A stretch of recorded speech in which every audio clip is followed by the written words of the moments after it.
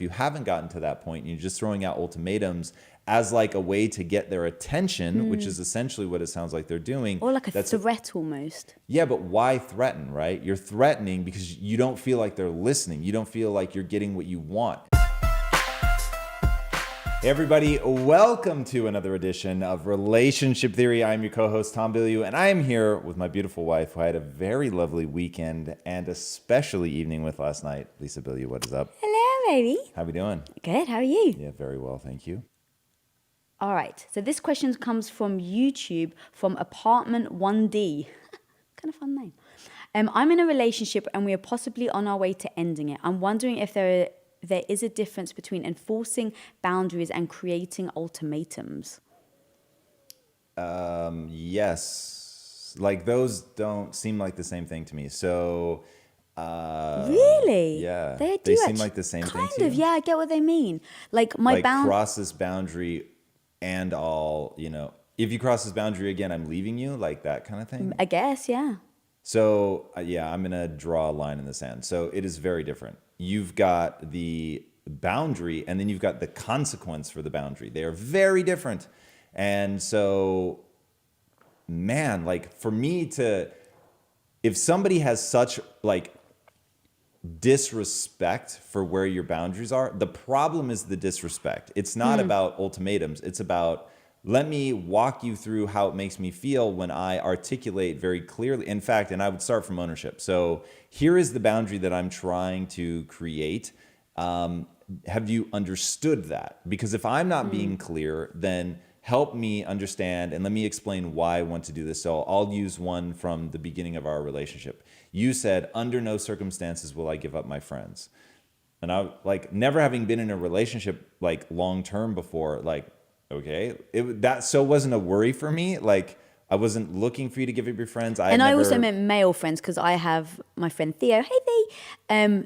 Where I'm really close to him. Right.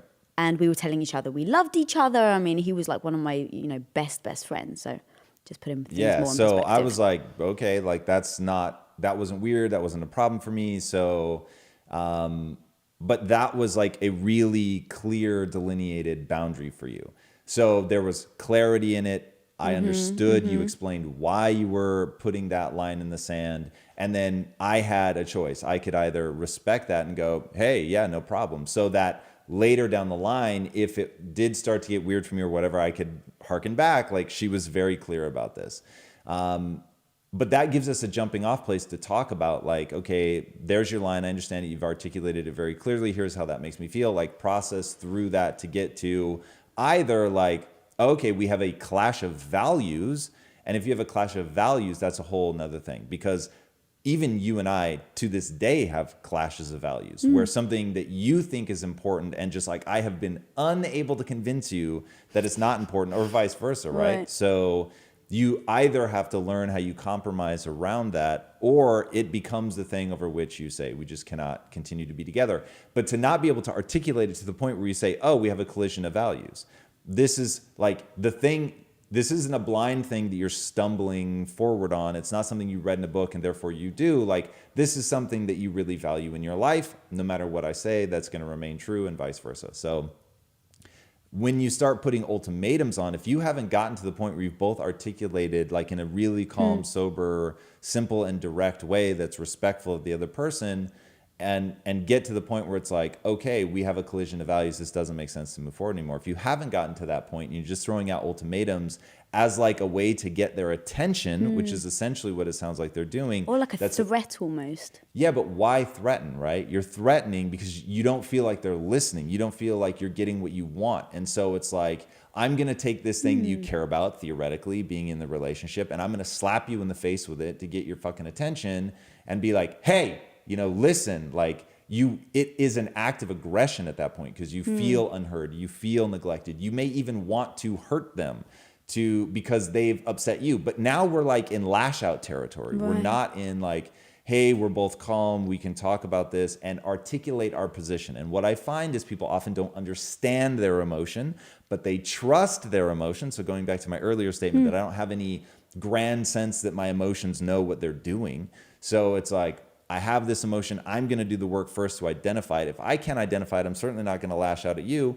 And every time you're having what we call the T argument, that's where your emotion is centered around, in our case, a cup of tea, but it's not about that. Right. But until you can stop paying attention to the emotion over the cup of tea and really get to what are we actually like arguing about here? What's that deeper level thing? Take the time, articulate it to yourself.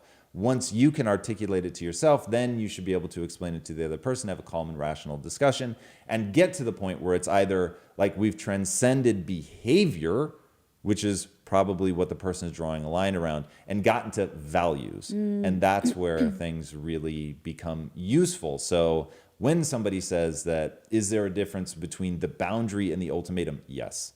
And the fact that you haven't gotten to that difference is probably why you're having trouble. That was a really good answer, babe. Thank you. And one thing I want to add is I think boundaries change, right? As you grow, as you change, as certain things become more important to you, less important to you.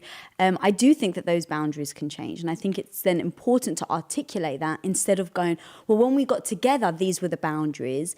And then feeling like, oh, well, I can't, because some people say, well, that wasn't what you were like when we first met. It's like, well, no. I've grown, I've changed. And I think it's important to not feel ashamed or embarrassed or hold back on articulating how your boundaries have changed. Oh man, I'm sorry to jump in with No, this. go. Guys, if there are any film buffs, TV show fans, comic books, anything like that, media, if you extract meaning from that, we just talked about this in our review of Only the Brave. So go subscribe, only if you're a fan of that stuff, over on Impact Theory Studios on YouTube. But literally that in the movie, which you haven't seen, and this is where my heart breaks a little, that on this stuff, we don't always line up on what we want to go see. You actually, I think, would like Only the Brave. If for no other reason, spoiler alert, sort of, they have like an argument, the two of the main characters have an argument about that. Like, he was like, you knew who I was when you got into this relationship. And she was like, yes, but you have changed me. Like, being in this relationship, like, I've let my guard down. I let you in, is what she said. I let you in and you changed me. And I thought, I have the chills. I thought, wow, what a great way to explain That's it. actually so interesting because so many people, we get asked a lot, right? Like, if my significant other doesn't want to grow, like, I'm growing and like, how do I make them grow or help them grow? And then I think that sometimes I'm kind of making this up, but I think when people do change and their views change and their opinions change, other people immediately go back to, but you weren't like this. So if you, for instance, in fact, God, what was it?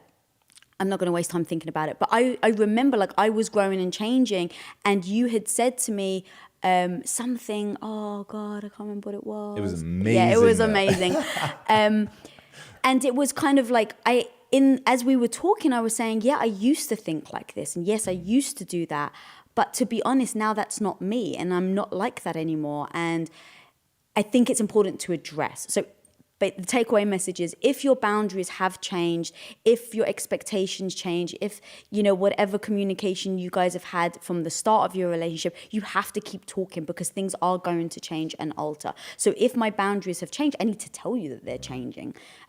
Prepare you for it and just say, hey, I used to be okay with this. Or, you know what, I never used to like this, but now I do.